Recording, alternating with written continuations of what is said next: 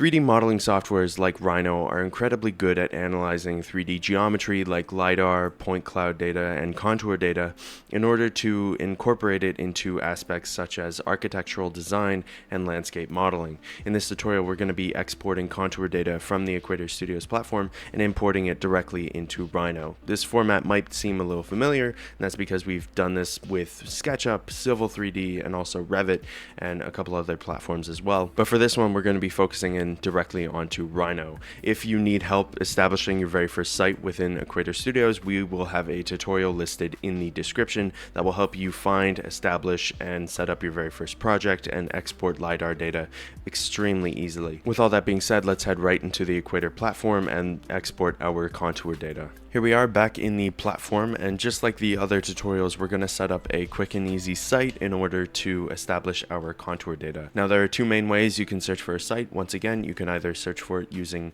a place name or coordinates up in the top left here, or you can pan around the map and actually find it. I think I'm going to go somewhere over here, and I think this area might work pretty well. Just to get the contour data, there's a lot of good hills in this area, and I think it would be good to visualize that data within the Rhino platform. In order to start getting our data, we need to create a new site. We're going to call this one Rhino just for consistency's sake, and we can choose from several different presets. I'm going to stick with default for our terrain boundary.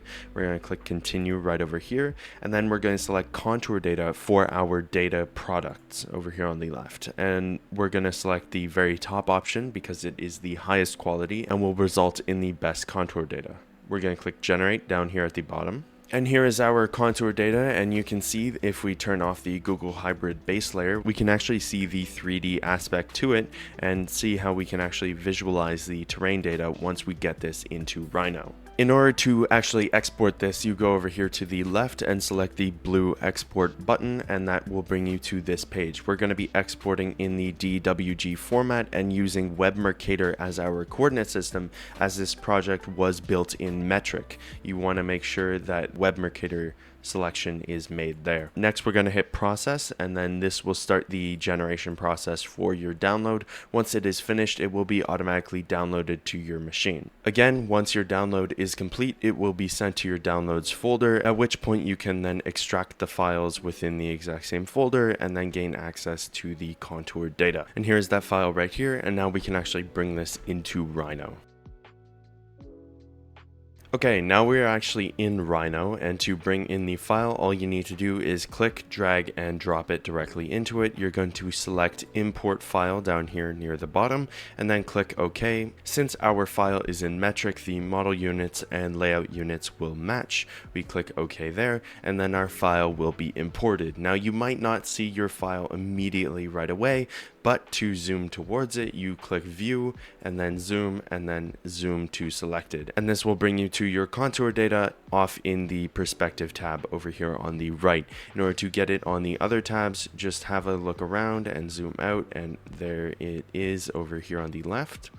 So we'll just zoom back in, and then there you go. And so I'll go ahead and get this set up on all four tabs right here. Okay, and there we go. And this is ready to then analyze, and then we will make some geometry out of this. So now we're actually going to create mesh from our contour data. And to do that, we're going to select all of the contour lines by using the box select option and left clicking there. From there, we're going to type in the patch command up here at the top and then select the first option there.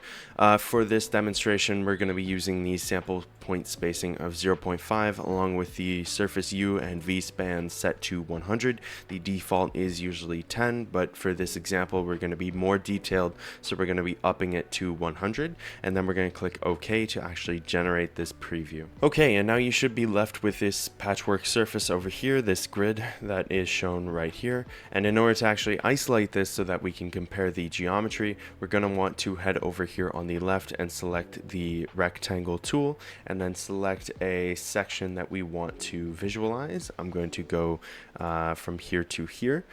Once that's done, then we select the actual rectangle itself and then head up to the command line once again, and this time we're going to type in the trim command.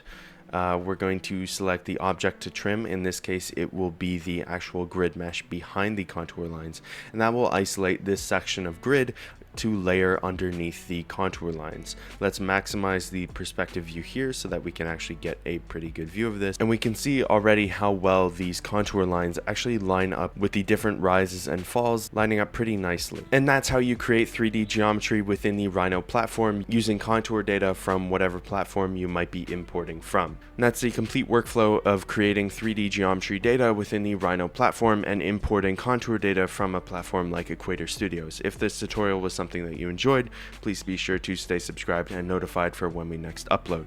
Take care.